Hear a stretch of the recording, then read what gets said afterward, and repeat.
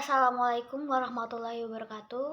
Perkenalkan, nama saya Repina Dwinandi dari Universitas Pamulang, jurusan Sastra Indonesia semester 1. Yang terhormat kepada Bapak Sugio selaku dosen ilmu kesusastraan dan teman-teman yang sedang menyaksikan video presentasi bedah novel ini. Hari ini di sini saya akan mempresentasikan bedah novel yang judulnya Palen Gladi. Terbitan tahun 2022, cetakan pertama. Sebelumnya, saya akan memperkenalkan tokoh beserta karakternya. Untuk tokoh utamanya ada Leta. Leta ini wanita yang cantik, pemberani, percaya diri, pintar, dan pantang menyerah. Untuk tokoh pembantunya ada Him. Him itu adalah orang yang disukain Leta, pria yang disukai Leta. Karakternya misterius, cuek, tampan, terkenal, dan romantis. Dan selanjutnya ada Aruna. Aruna ini teman dari Leta, sahabat dari kecil hingga sekarang. Dan Aruna ini termasuk adiknya Him. Mereka antara Leta dan Aruna ini sahabatan beserta tetangga, jadi rumahnya itu dekat. Nah, di bawahnya ada Claudia. Claudia ini mantan dari Him, mantan gebetan. Karakternya tuh cantik, elegan, ya cewek-cewek yang sangat menarik lah, wanita yang menarik. Nah, untuk selanjutnya ada Arion. Arion ini karakternya tampan, terkenal, pintar, baik hati, dan ramah, meskipun terlihat cuek gitu. Nah, Arion juga termasuk orang yang salah satu menyukai Leta. Di bawahnya ada Ayu, itu teman kuliah Leta, orangnya polos, baik. Terus ada Diana juga, temannya Leta juga, orangnya cantik, baik, tapi dia beda, ini termasuk ke bawel gitu ya, cerewet. Nah, terus ada Andra. Andra itu temannya dari Him, teman Him. Dia karakternya tegas dan baik. Terus ada Miranti. Miranti itu mamahnya Him dan Aruna. Orangnya baik, ramah, penyayang. Terus ada Ferdian juga. Ferdian itu ayahnya Leta. Orangnya tegas, baik hati, penyayang. Terus ada Tessa. Tessa itu mamahnya Leta. Hampir mirip lah sama anak gitu ya. Anak sama mama itu sama. Orangnya cantik, lucu, ramah, penyayang, dan baik hati. Oke teman-teman, di sini ada sinopsisnya. Sinopsisnya di sini kosong ya. Jadi saya akan menjelaskan sinopsis dari buku novel Palen Gladi. Jadi kisahnya itu mengkisahkan tentang seorang wanita yang tokoh utamanya adalah Leta. Jadi semenjak semasa kecil Leta itu sudah berteman dengan Aruna karena mereka itu sudah bertetanggaan gitu, rumahnya dekat. Nah, ketika SD itu si Leta pernah pipis di celana atau mengompol, dan dia tidak berani untuk pulang ke rumah dan lebih memilih untuk duduk di depan rumahnya Aruna atau rumahnya si Him. Suatu ketika Him datang untuk menghibur Leta yang sedang sedih. Nah, disitulah timbul perasaan suka yang terjadi di perasaannya si Leta. Sejak itu Leta menyukai Him. Semenjak SD, SMP, SMK, sampai SMA, sampai kuliah, Leta selalu mengejar Him. Nah, suatu ketika kelulusan sekolah menengah atasnya, di acara ulang tahun Aruna, Him membawa teman gebetan ya, seorang gebetannya yaitu Claudia. Nah, disitulah timbul rasa sakit, rasa patah hati yang dirasakan oleh Leta. Dan disitu Leta berpikir untuk udah move on aja, gue ikhlasin dia gitu. Dia berusaha untuk mengikhlaskan perasaannya untuk si Him, karena patah hati banget itu ketika kita tahu bahwa orang yang kita sukai, orang yang kita cintai ternyata menyukai orang lain. Nah, ketika itu uh, Leta mulai berhenti untuk mengejar Him. Namun keesokan harinya dan seterusnya harinya, ternyata Claudia itu pindah tempat tinggalnya. Dia pindah ke luar negeri untuk melanjutkan keahliannya sebagai aktor, aktris gitu. Nah, disitulah mulai LDR dan hubungan mereka mulai putus gitu antara Him dan Claudia. Nah, ketika si Leta mendengar kabar itu, akhirnya Leta kembali untuk mengejar cintanya kepada Him.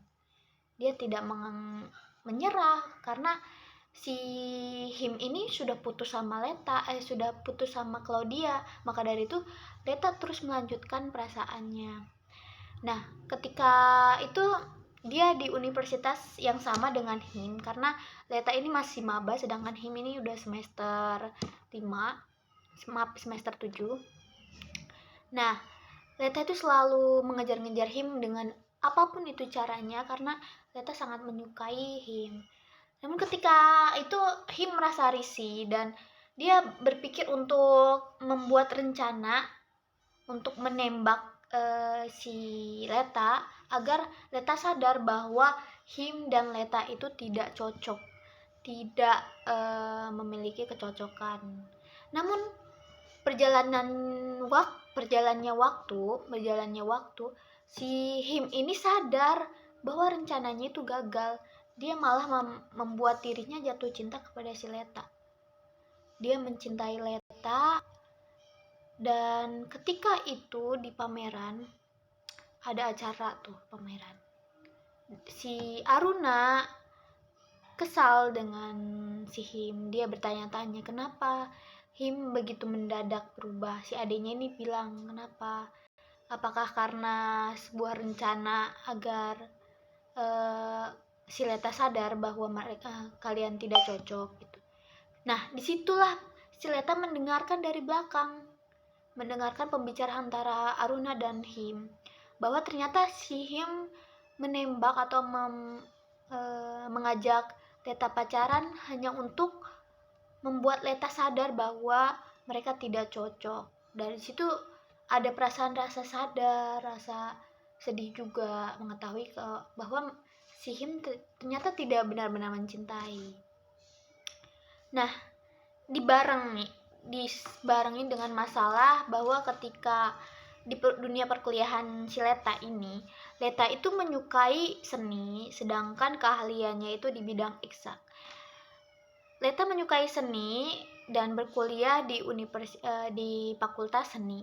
Namun keahliannya itu bukan di dalam seni, dia keahliannya di bidang eksak. Maka dari itu nilai yang sudah muncul di semester 1 ini begitu sedikit, begitu kecil. Dan situ si Leta sadar, akhirnya dia pindah kuliah dan pindah fakultas jurusannya ke bidang yang dia ahlikan, dia ahli gitu, dia bisa, yaitu bidang eksak, yaitu kedokteran. Si Leta memutuskan untuk pindah ke luar negeri untuk melanjutkan pendidikannya. Perasaan sedih itu oke. Nah, ketika Leta itu memutuskan untuk pindah ke luar negeri untuk melanjutkan kedokterannya, di situ mereka berpisah dan ketika kelulusan kuliahnya, wisudanya, setelah selesai menempuh pendidikan, Leta kembali ke Indonesia dan akhirnya mereka saling terbuka satu sama lain, terbuka perasaannya. Mereka sadar bahwa mereka berdua saling mencintai dan akhirnya endingnya mereka berdua menikah gitu, teman-teman. Oke, teman-teman, selanjutnya saya akan membahas tentang kutipan-kutipan yang ada di novel. Nah, di sini ada judul Patah Hati yang Paling Menyakitkan. Dari foto di sini, contoh dari fotonya itu udah tahu ya contohnya seperti apa. Kita dari judulnya Patah Hati yang Paling Menyakitkan. Di sini ada seseorang yang menyukai orang itu, tapi ternyata orang itu suka sama orang lain gitu. Misalkan saya menyukai orang itu, tapi orang itu menyukai yang lain gitu. Itu patah hati yang bener-bener menyakitkan banget, karena kita tidak bisa melanjutkan, percuma melanjutkan karena dia sudah mencintai orang lain gitu. Nah, oke teman-teman. Selanjutnya ada cinta itu buta. Maaf, tidak terlihat ya teman-teman. Nah, cinta itu buta teman-teman. Kenapa? Karena demi cinta kita bisa melakukan apapun gitu. Karena demi cinta, misalkan misalkan karena kita cinta sama dia gitu, kita bisa melakukan apapun demi dia gitu. Jadi saya mengajak teman-teman untuk membuka kacamatanya. Kita berusaha untuk melihat yang sebenarnya, meskipun perasaan kita suka, meskipun perasaan kita cinta, tapi kita berusaha untuk sadar, terlihat, terbuka bahwa cinta tak selamanya indah teman-teman gitu. Oke, next. Diabaikan itu menyakitkan. Oke, teman-teman, di situ ada contoh dari fotonya ya, foto antara kedua orang tua dan anaknya itu. Jadi benar-benar ya, kalau diabaikan itu menyakitkan. Kedua orang tuanya sibuk, itu membuat anaknya merasa sedih, merasa tidak diperhatikan, merasa kesepian. Jadi teman-teman, buat kita nih teman-teman, kita harus berusaha untuk tidak mengabaikan sesuatu, meskipun hal sepele. Jangan pernah mengabaikan sesuatu, karena itu akan berakibat fatal gitu. Next. Oke, selanjutnya ada diam demi menutupi rasa kesal. Tadi kan diabaikan, sama-sama diem nih, diabaikan. Nah, sekarang diam demi menutupi rasa kesal. Nah, bedanya gini, kalau diabaikan itu berarti tidak peduli dan ya tidak peduli gitu. Maksudnya nggak, karena dia nggak peduli akhirnya dia mengabaikan gitu, sangat menyakitkan. Kalau yang ini diam demi menutupi rasa kesal. Ketika kita marah, kita harus berusaha untuk diam, untuk menahan amarah kita agar kita tidak menyakiti perasaan orang lain. Jadi lebih baik kita diam gitu daripada menyakiti. Nah, kalau diabaikan sama diam tuh beda. Kalau mengabaikan karena kita tidak peduli sama sekitar. Tapi kalau diam untuk menahan rasa kesal atau menutupi rasa kesal, itu lebih baik diam teman-teman. Karena kalau kita menyakiti perasaan orang, itu akan menimbulkan dosa juga. Oke. Next. Di sini ada beauty shaming, membuat seseorang dipermalukan. Oke teman-teman, yang teman-teman tahu itu body shaming ya. Tapi beauty shaming juga termasuk hal-hal yang menyakitkan teman-teman. Seperti itu. Di sini ada kutipannya, Saleta mah gitu, mentang-mentang cantik, kalau mau nolak ya nolak aja, nggak perlu bohong, udah punya pacar. Nah, itu kan perasaan kita sedih ya, kayak kita malu loh dibilangin gitu. Jadi teman-teman, please stop untuk tidak berkata yang menyakitkan, karena menyakitkan itu perbuatan yang dosa gitu. Oke, next. Ada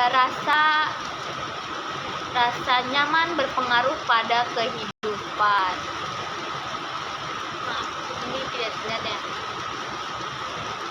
Kalian pernah nggak sih merasa nyaman, dan rasa nyaman itu berpengaruh banget ke kehidupan? Misalnya gini loh, kita ambil dari kehidupan sehari-hari atau kehidupan di tempat kuliah ya. Hal sepele aja nih, misalkan di tempat duduk. Awalnya kita tempat duduknya ada di belakang gitu ya. Dan keesokan harinya kita bakalan duduk di belakang gitu. Karena rasa nyaman itu, kita terus nyaman karena udah kebiasaan, akhirnya kita nyaman di tempat itu. Namun ketika ada hal yang tidak membuat kita nyaman, misalkan ada orang yang begitu bawel terus membuat kita risih, akhirnya kita yang biasa biasanya duduk di situ, kita yang biasanya duduk di belakang, akhirnya kita pindah lah ke depan karena kita tidak nyaman sama yang di sebelahnya gitu. Jadi rasa nyaman berpengaruh banget pada kehidupan. Nah, selanjutnya teman-teman ada hanyut dalam zona nyaman, hampir sama ya, tapi ini beda. Rasa nyaman memang konteksnya sama, nyaman, tapi beda. Kalau yang tadi itu nyaman berpengaruh pada kehidupan, di sini hanyut dalam zona nyaman.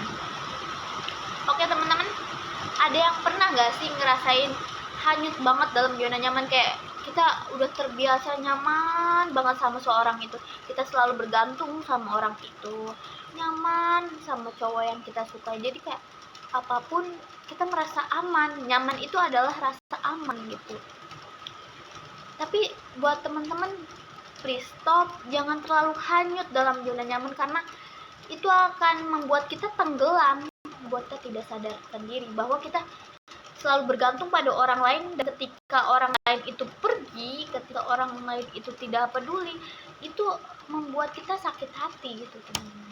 Oke, next. Cara membuat orang bahagia. Siapa nih yang pengen membuat orang bahagia? Teman-teman, gampang loh cara membuat orang bahagia. Ketika orang lain sedang berusaha, kita sebagai orang atau teman terdekat, misalkan kita punya teman atau punya kekasih atau punya pacar ya gitu ya, kekasih gitu, girlfriend atau boyfriend. Ketika dia memiliki usaha atau memiliki usaha untuk membuat sesuatu, kita harus memuji atau mengapresiasi agar apa yang dia usahakan, apa yang dia perjuangkan, atau apa yang dia kerjakan itu membuahkan hasil yang menyenangkan, membuahkan hasil yang membuat orang bahagia gitu ya. Cara membuat orang bahagia gitu, memuji, mengapresiasi gitu. Oke teman-teman, next slide selanjutnya ada lakukan hal yang bisa membuat bahagia. Nih teman-teman, tadi slide sebelumnya itu cara membuat orang bahagia, berarti cara membuat orang lain bahagia, kita membuat orang lain bahagia. Nah slide ini itu beda, memang lakukan hal yang bisa membuat bahagia, konteksnya bahagia. Kita selalu berpikir untuk membuat orang lain bahagia gitu. Gimana sih cara membuat orang bahagia gitu ya, tapi diri sendiri kadang tidak pernah ingat, selalu dilupakan gitu. Diri sendiri juga butuh kebahagiaan. Nah, lakukanlah yang bisa membuat kalian bahagia. Apa? Misalkan shopping, atau misalkan belanja kan shopping ya. Misalkan main game atau traveling, itu termasuk hal-hal yang bisa membuat bahagia. Teman-teman, kita boleh membuat orang bahagia, kita boleh membuat orang lain tertawa, tapi ingat, diri sendiri juga butuh bahagia. Jadi jangan lupakan diri sendiri ya teman-teman. Nah, oke, next selanjutnya ada cinta membuat seseorang berubah. Oke teman-teman, siapa yang di sini pernah berubah? Misalkan gini contohnya teman-teman, ada seseorang nih, misalkan aslinya itu cuek, bebek, kayak cuek, kayak dingin, tapi ketika dia menemukan cinta, menemukan seseorang yang dia cintai, sikap dia itu berubah terhadap orang yang dia cintai. Misalkan kalau ke orang lain kan jutek, cuek gitu, terus dingin, tapi ke orang yang dicintai itu berubah jadi ramah, manja gitu, atau bawel gitu ya kan. Ya karena cinta itu bisa merubah seseorang gitu. Nah teman-teman, next selanjutnya nih, di slide selanjutnya, pentingnya kepastian dalam setiap hubungan. Siapa nih teman-teman yang pacaran di sini atau yang memiliki hubungan terus cewek, biasanya cewek ya, perempuan ya, yang selalu menanyakan kepastian kapan dinikahin. Teman-teman gini, kita sebagai wanita, rata-rata saya juga sebagai wanita itu butuh kepastian, karena kita harus diyakini ini itu hubungan mau dilanjutin kemana. Pentingnya kepastian, karena kalau kita sudah diberi kepastian, itu rasa yakin agar kita bisa melanjutkan. Kalau hubungan tidak ada kepastian itu kayak ngegantung, ini tuh mau dibawa kemana sih gitu, ini tuh gimana sih gitu. Jadi takut, perempuan itu terus isu banget ya, takut ditinggal. Karena kalau nggak ada kepastian itu kita takut, misalkan kita deket tapi nggak ada kepastian ini hubungannya apa, itu rasa takutnya jadi kayak lu bakalan kamu bakalan ninggalin aku nantinya. Makanya teman-teman buat laki-laki atau perempuan, kalau memiliki hubungan itu berikan kepastian kepada orang yang kalian cintai. Oke, next. Jangan salah sangka sebelum mengetahui kebenarannya. Di sini ada kutipan juga. Bener lo yang mau, bukan Bang Kim yang nyuruh. Kalau lo terpaksa, gue bisa bicara sama dia. Gue kenal lo banget ya tak. Lo gak bakal mau ikut acara begini, apalagi lo gak ada pengalaman sama sekali, kata si Aruna itu. Terus kata Rahim malah nyuruh gue gak usah terima kalau gue nya gak mau. Lo kok sujud gitu sama kakak sendiri? Maaf, ini typo ya, harusnya kakak sendiri. Nah teman-teman, siapa yang pernah salah sangka? Kalau contohnya kita bisa ambil sih contoh dari kehidupan gue ya. Gue punya temen kuliah. Awalnya tuh pertama kali gue ketemu orang itu kayak dia tuh kayak koas kayak nyebelin gitu. Terus kayak Kahana nih, misalkan Kahana itu kayak so berkuasa, terus yang bener-bener sosokan gitu, kayak ini orang kayaknya bakalan menguasai kelas deh gitu, kayak ih gue nggak suka di sama orang ini. Tapi ketika gue tuh udah kenalan, udah sekelas, gue tahu orangnya kayak gimana, ternyata apa yang gue pikirkan di awal itu ternyata salah. Ternyata Kahana itu orangnya baik, terus welcome, terus pokoknya jauh dari perkiraan yang gue kira gitu di otak gue. Saya gitu. Nah gitu teman-teman, jadi udah stop, jangan pernah salah sangka sebelum kita mengetahui kebenarannya. Jadi kita harus tahu dulu nih kebenarannya, ini bener enggak apa yang kita pikirkan. Jadi jangan salah sangka dulu. Oke teman-teman, next, perbedaan antara hobi dan keahlian. Ini teman-teman, nah di sini kan ada kutipan. Nah ya, kalau hobi itu sebuah kesenangan yang bisa kita kerjakan ketika kita mood. Kalau lagi mood nih, kayak seneng nih kita nyanyi-nyanyi, atau misalkan nih contohnya gini, kita hobi nyanyi tapi kita gak ahli sama nyanyi. Misalkan kita suka nyanyi tapi suara kita nggak bagus, itu termasuk hobi ya teman-teman. Tapi kalau keahlian itu udah melekat pada diri. Misalkan kita bisa nyanyi, suara kita bagus, itu termasuk keahlian. Atau kita bisa masak gitu, masakan kita enak, itu termasuk keahlian gitu teman-teman. Oke, next, arahan orang tua untuk masa depan anaknya. Teman-teman, di sini saya akan mengajak teman-teman untuk nanti kita kan sebagai calon orang tua, atau teman-teman juga ada yang sudah berkeluarga. Jadi kita harus berusaha untuk mengarahkan anak kita ke masa depan yang baik. Diarahkan tapi tidak memaksa ya teman-teman. Di sini ada kutipannya begitu panjang. Pada intinya kita sebagai calon orang tua atau sebagai orang tua, kita harus bisa mengarahkan anak ke jalan yang benar, mengarahkan yang baik dan buruknya yang mana gitu, diberitahu, tapi tidak memaksa kehendak anaknya tersebut teman-teman. Jadi kita harus mengarahkan tapi tidak memaksa untuk mengikuti perintah kita gitu. Jadilah orang tua yang baik, orang tua yang mengerti seperti itu. Next, oke, slide selanjutnya ada fokus belajar namun tak mengabaikan sekitar. Di sini teman-teman, siapa nih yang paling fokus kalau belajar? Jujur sih saya sendiri ya, saya kalau di tempat kuliah sih nggak terlalu fokus, tapi kalau di rumah nih kalau belajar nih fokus banget, saking fokusnya kayak males diganggu, pintu dikunci gitu ya. nggak mau diganggu, pokoknya fokus. Tapi itu ternyata salah teman-teman.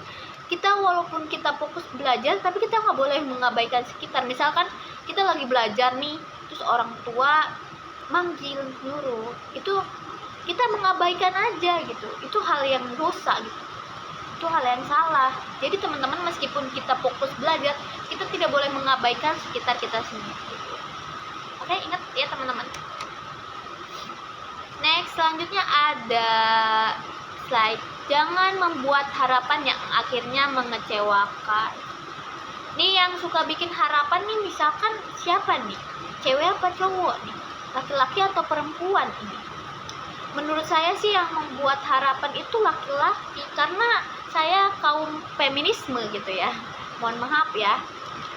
Mungkin karena laki-laki tuh suka nge-treat ya, nge-treat itu maksudnya suka membuat harapan yang kayaknya dia suka nih sama aku, kayaknya kamu suka nih sama aku karena kamu effortnya banyak nih, kamu kayaknya bakalan ngajarin aku atau apa gitu, yang membuat harapan kayak cewek itu berekspektasi tinggi dan akhirnya ternyata mengecewakan. Ternyata dia pacaran sama orang lain gitu, udah deket ya sama cewek ini, misalkan kamu deket sama aku gitu ya, kita kontekan, kita jalan bareng, tapi pada akhirnya kamu itu jadian sama yang lain, itu mengecewakan.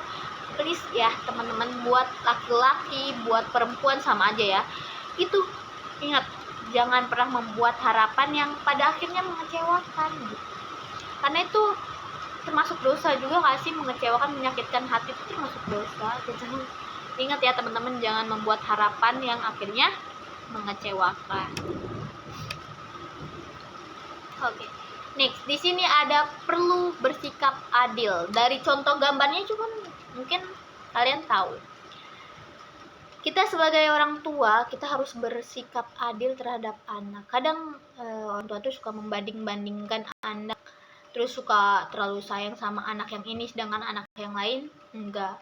Jadi saya di sini mengajak teman-teman nih, sebagai calon orang tua atau orang tua yang baik, kita harus adil terhadap anak sendiri. Atau itu contoh dari keluarga ya. Kalau contoh dari pertemanan, mungkin kita harus adil terhadap temen gitu, nggak boleh pilih kasih, kita harus sama, kita harus seimbang. Kalau dia diajak ya udah kita ajak semua, jangan main circle-an gitu. Karena kalau circle kan itu misalkan pilih kasih gitu ya teman-teman. Oke, next. Perasaan akan berubah pada masanya. Benar nggak teman-teman? Kalian pernah nggak sih merasa perasaan kita akan berubah? Misalkan kita nih, ini dalam hubungan percintaan ya, kita sudah lama pacaran gitu ya. Mungkin perasaan awalnya kita bahagia, kita senang, kita suka, kita jatuh cinta. Tapi lama-kelamaan itu akan merasa bosan. Kita akan merasa bosan dan akhirnya kayak banyak perdebatan, konflik, dan akhirnya sedih, kecewa gitu. Pada akhirnya perasaan akan berubah, pada masanya perasaan berubah gitu. Next. Nah teman-teman, tadi kan perasaannya ya, dan di sini ada kutipan yang manusia pun akan berubah pada masanya. Tadi perasaan, sekarang manusia. Kenapa? Kalau perasaan itu sebuah rasanya, perasaan yang kayak jiwanya, tapi kalau manusia ya itu raganya, kita akan berubah gitu raganya. Manusia akan berubah, yang tadinya egois, yang tadinya kekanak-kanakan, tapi kita akan berubah, manusia akan berubah menjadi dewasa, menjadi orang yang mengerti gitu. Oke, next. Pentingnya berani untuk memperbaiki diri. Kalian pernah nggak sih ngelakuin kesalahan, kayak kesalahan apapun itu, terus kita merasa bersalah, jadi kita harus berani untuk memperbaiki yang tadinya misalkan kesalahan kita menurut kesalahan kita itu menyakiti perasaan orang lain, perasaan kita kesalahan kita menyakiti hati orang lain, tapi kita harus berani untuk memperbaikinya. Kita berani untuk meminta maaf, berani untuk memperbaiki, untuk menjaga pembicaraan kita, menjaga omongan kita agar tidak menyakiti hati orang lain. Oke, next. Di sini ada berpura-pura itu menyakitkan. Teman-teman, siapa ini yang suka pura-pura? Yang suka acting, yang biasanya kalau yang suka berpura-pura itu yang suka mengelawak gitu nggak sih, yang suka menghibur orang-orang, yang suka ketawa-ketawa gitu, padahal hatinya sakit gitu. Kita gimana sih rasanya berpura-pura? Kita lagi sedih tapi kita berusaha buat happy, fine gitu ya, itu kayak nyesek banget di hati. Jadi menurut saya berpura-pura itu menyakitkan, karena itu bukan diri kita, bukan kita yang sebenarnya gitu. Itu hanya topeng. Next. Profesional terbentuk karena pengalaman. Kenapa teman-teman? Karena kita juga membutuhkan proses untuk menjadi profesional gitu. Misalkan kita masak gitu ya, awalnya kita nggak bisa masak, tapi karena kita belajar, kita melakukan hal-hal apapun yang punya, kita membuat pengalaman yang belajar memasak, dan akhirnya kita terbentuk dan kita bisa menjadi koki profesional yang memasak handal profesional. Jadi saya mengajak teman-teman agar kalau teman-teman mau profesional, itu mau ahli, kita harus banyak belajar, banyakin pengalaman agar kita bisa menjadi profesional gitu ya teman-teman. Oke teman-teman, next. Selanjutnya ada perlunya mengendalikan diri. Di sini dalam foto ini sudah tertera ya, contohnya sudah terlihat. Jadi contohnya ketika ada orang yang berdebat, kita harus bisa mengendalikan diri agar tidak terpancing gitu teman-teman. Misalkan ada isu-isu, terus ada gibahan, kita tidak boleh terpancing, kita harus mengontrol diri agar tidak menyakiti hati orang lain gitu. Next. Nih, di sini ada perjalanan lebih menyenangkan ketika bersama orang yang disuka. Kalian pernah gak sih pacaran gitu ya, terus jalan-jalan gitu naik motor? Itu menyenangkan bukan? Hal yang menyenangkan itu ketika kita berjalan bersama orang yang kita suka gitu. Apapun itu pasti kita menyenangkan gitu, membuat kita bahagia. Nah, next. Selanjutnya ada slide selanjutnya. Karena cinta membuat wanita ingin terlihat cantik. Nih, apakah benar?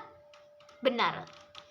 Karena kita ingin terlihat cantik di mata orang yang kita suka. Makanya itu ketika kita jatuh cinta tuh, kebanyakan wanita ketika jatuh cinta dia selalu berpenampilan yang rapi gitu, cantik, make up, slow touch up itu termasuk. Nah, teman-teman, di sini juga ada semua hasil membutuhkan sebuah proses. Seperti tadi tuh, profesional terbentuk karena pengalaman. Nah, di sini semua hasil membutuhkan sebuah proses. Apapun itu pasti butuh proses ya, teman-teman. Nggak ujuk-ujuk langsung profesional gitu. Membutuhkan proses. Jadi kita harus bersabar, harus menjalani dengan ikhlas. Oke, next. Selanjutnya ada genggaman tangan membuat kehangatan. Ini hanya berlaku untuk yang berpasangan ya. Yang dulu gimana? Pegang tangan diri sendiri. Tapi teman-teman, genggaman memang membuat kehangatan. Genggam tangan sendiri pun membuat hangat. Rasakan, membuat kehangatan. Genggaman tangan adalah physical touch gitu ya. Physical touch dan cuek gitu ya. Apa sih bahasa Inggrisnya ya gitu ya.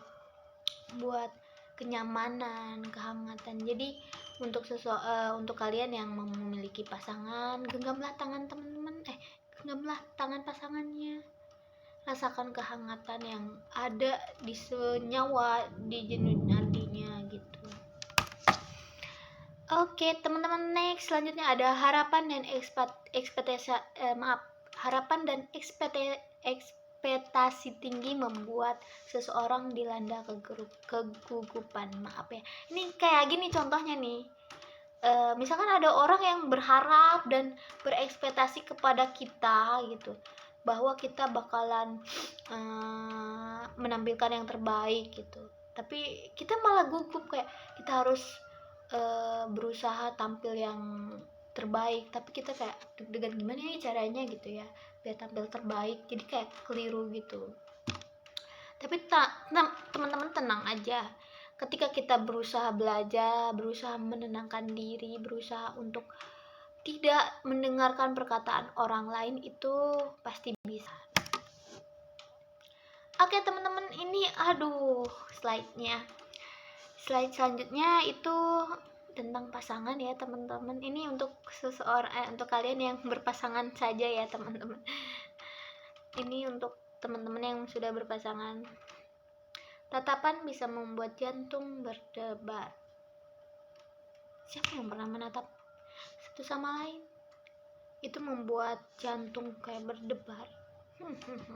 Itulah sebuah perasaan ya. Okay, next. Slide sebelumnya tuh memang agak gimana gitu ya, karena saya jomblo gitu. Mohon maaf ya Pak Sugio. Nah, slide selanjutnya di sini ada kegagalan membuat kekecewaan pada hasil. Saya pernah gagal SBMPTN, SNPTN, terus gagal SIMAK UI, gagal juga lomba-lomba, gagal nggak pernah menang, dan itu membuat kecewa pada hasil. Saya udah berusaha untuk belajar terus, tapi saya tidak lolos, saya gagal gitu. Akhirnya saya kecewa, saya sedih, saya bertanya-tanya kenapa saya sudah berusaha tapi hasilnya mengecewakan. Tapi teman-teman, di sini karena pengalaman saya pernah gagal di SBMPTN, SNPTN, dan banyak lagi gitu. Saya sadar ternyata seharusnya saya tidak kecewa. Seharusnya saya sadar lagi, oh ini loh yang harus diperbaiki gitu. Oh ini loh kesalahan kita. Memang kita kecewa, tapi berusahalah perbaiki teman-teman. Ya, agar kita lebih baik lagi ke depannya. Oke. Next. Ini masih loading ya. Teman-teman maaf. Ya karena itu ini kita masih loading. Tunggu aja. Karena di sini lagi hujan juga, teman-teman. Oke. Kegagalan membuat kecewa pada hasil. Jangan bersedih ya teman-teman. Misalkan kalau kita gagal, memang kecewa, tapi untuk apa gitu? Kecewa kalau kita tidak memperbaikinya, kita tidak mengupgrade diri gitu. Oke, next. Di sini ada terkadang apa yang direncanakan tidak sesuai perkiraan. Kita pernah merencanakan sebuah rencana, misalkan di umur segini kita mau apa, kita mau kuliah atau kita jadi dosen atau jadi apa, tapi ternyata tidak sesuai perkiraan. Kenapa? Karena emang sudah rencana Tuhan yang lebih baik gitu. Mungkin ini bukan jalan kita, jadi jangan berkecil hati. Meskipun rencana kita gagal tidak sesuai perkiraan kita bisa melanjutkan ke rencana selanjutnya gitu.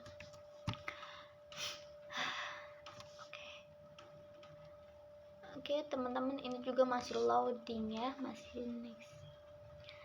Terkadang apa yang direncanakan tidak sesuai perkiraan. Oke, nih, next slide selanjutnya. Jangan mengambil keputusan secara terburu-buru.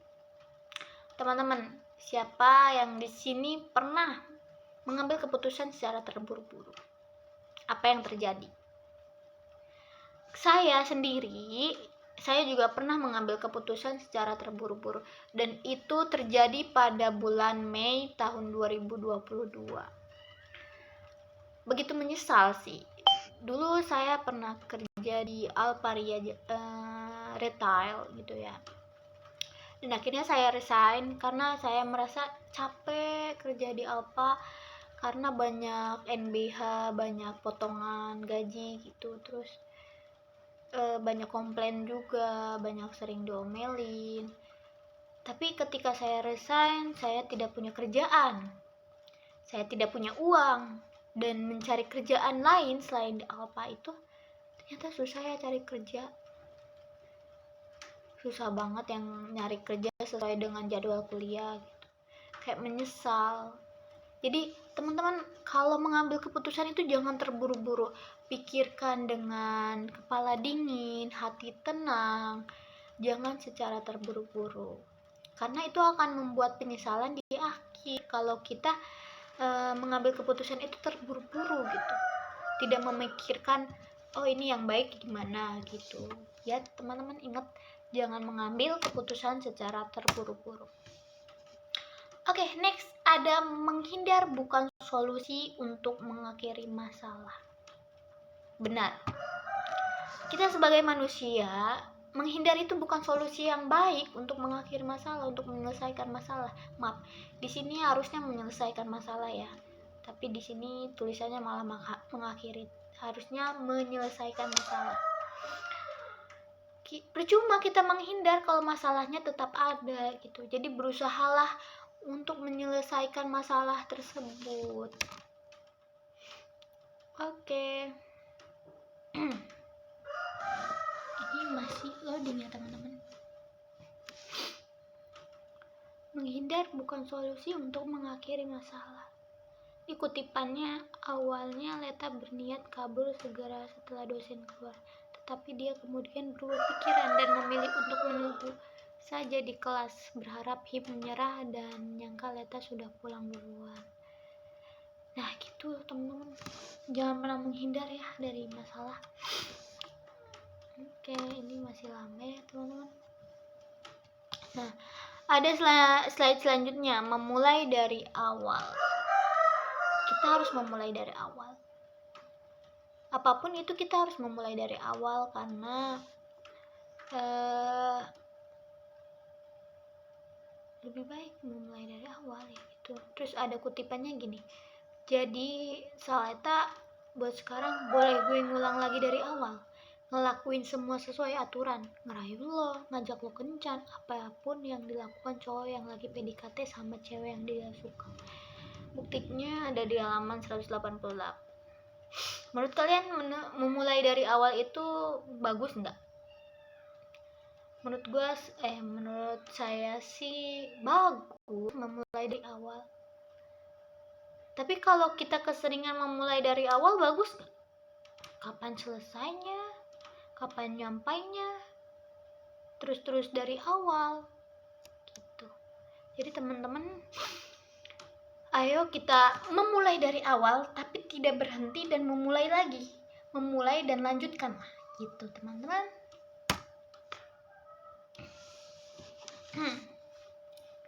Seperti itu. Oke, next kita selanjutnya, slide selanjutnya masih loading ya teman-teman. Memulai dari awal.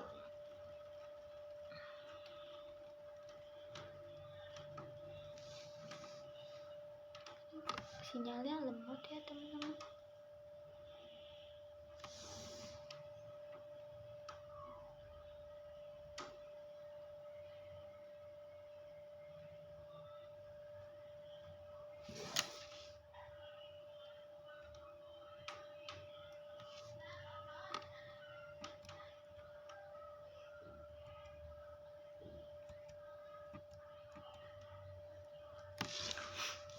Oke teman-teman, sekian dari saya. Jadi novel ini membahas tentang kisah seseorang. Novel ini bisa diteliti oleh teori Erich Fromm, teori sosiologi cinta ala Erich Fromm, yang artinya di sini ada kutipan, cinta adalah bentuk kemenangan manusia dari keterasingan. Ia hadir sebagai jawaban mutlak atas persoalan eksistensi yang dihadapi manusia. Melalui cinta, kerinduan untuk bersatu terpenuhi. pada akhirnya manusia kembali menjadi utuh.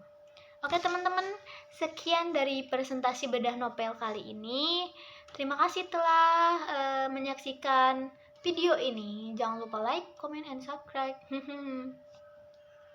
Oke, sekian dari saya. Bye-bye. Assalamualaikum warahmatullahi wabarakatuh.